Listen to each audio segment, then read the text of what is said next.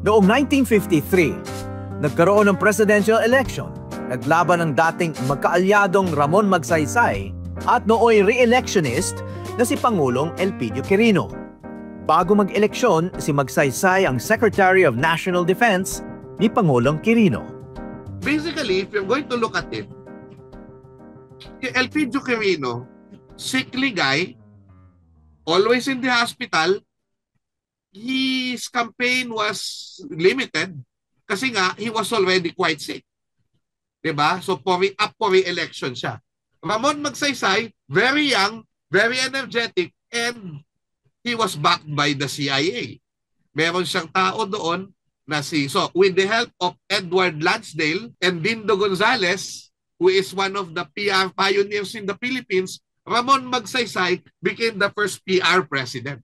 Basically, siya yung isa sa mga talagang yung organized public relations. Magsaysay was the first president. So, how do you do that? Hindi ka na sa radyo lang tulad ni Quirino, ni Quezon na magsasalita. You will go out, shake the hands of people, diba? Go to buses and shake the hands of the people there. You will go with large rallies and all of that, and then you will have a jingle. Which Saiwang operations of Edward Lansdale sa CIA suggested that there should be a jingle, a dance song for Magsaysay, which of course was the first political jingle in the Philippines, Mambo Magsaysay. So that's how Magsaysay and his people changed the way elections happen in the Philippines to become more American in a way. More entertainment, more populist, rather than cerebral before the advent of PR.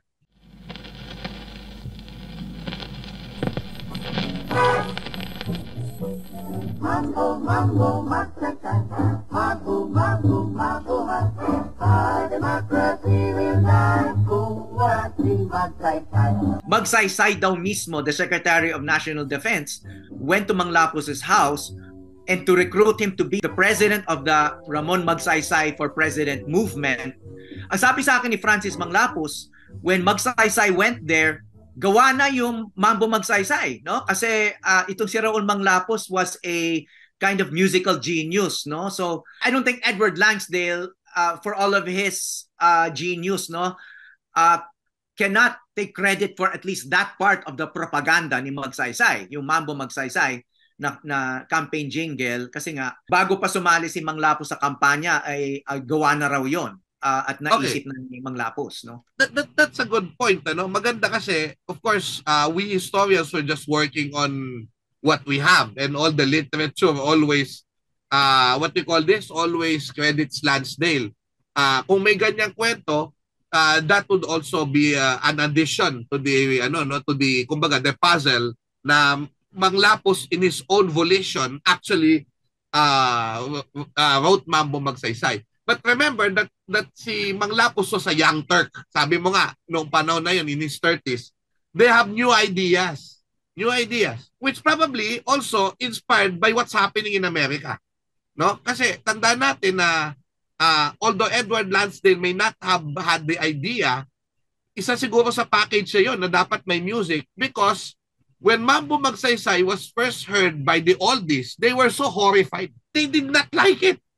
No, because parang this is a travesty. You have parang for them yung having a song under your name and it's a mambo dance, which is like, it's like, if you're going to put it today, parang yung mga kandidato ngayon na naga-Andrew E-rap, di ba, or all of that, it's like the oldies would not like that. Parang it's not part of it, di ba? O kaya may mga commercial na nasa tunog ng bini, di ba? Mga ganon, no? But it's like the reaction of the oldies. Everywhere that we would look, was a bandit or a crook.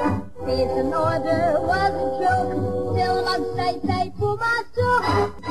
Para sa political scientist at Ateneo professor na si Arjan Aguirre, ang Mambo Magsaysay tumatak sa masa. So kung makikita nyo na napaka-advanced din ng kanyang kampanya o yung pamamaraan ng pangangampanya that time, kasi yung paggamit ng jingle, kung makikita nyo nakakonekta ito dun sa yung paggamit ng technology na available that time. Remember, that time konti pa lang ang mga tao na gumagamit ng television. karamihan sa mga tao ay gumagamit ng technology na yung radyo, okay? Broadcast media. So, yung paggamit ng jingle, ang naging ano dito, highlight dito yung ano yung paggamit ng nakakaakit na tono, yung beat, tapos yung mga yung lyrics na ginamit nila.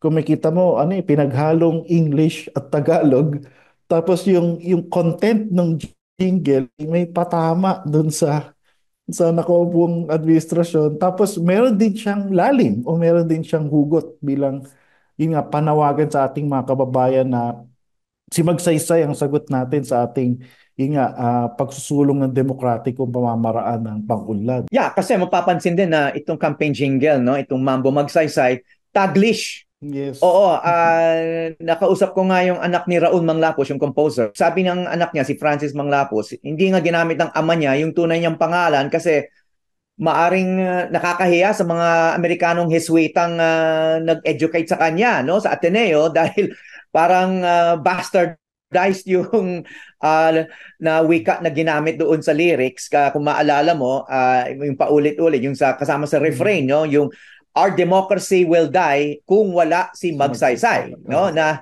napaka-catchy, no, 'di ba? I mean, how much catchier can you get, 'di ba?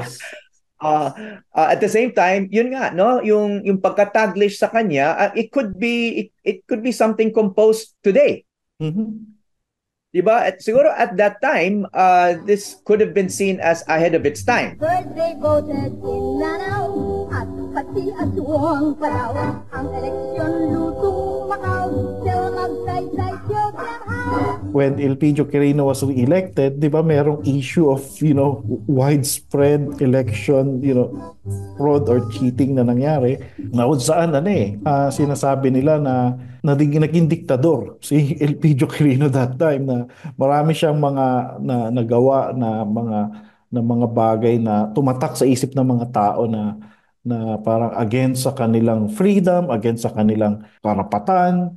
So, ito yung naging Achilles heel ng Quirino administration. They really had a hard time, mounting, sabihin natin counter parang campaign doon sa popularity na nakita natin sa kampanya ni Magsaysay that time, na pinoportray or dinidepict si Ramon Magsaysay as an outsider, di ba? Outsider, yun yung parang ina-highlight sa kanya na siya, galing sa mahirap, tapos hindi talaga politiko. Pero again, siya congressman na eh. Di ba, naging governor din siya ng Zambales. Pero yung sinasabi kasing outsider, siya yung una sa pamilyang Magsaysay na nagsilbi sa gobyerno at effective siyang, public official.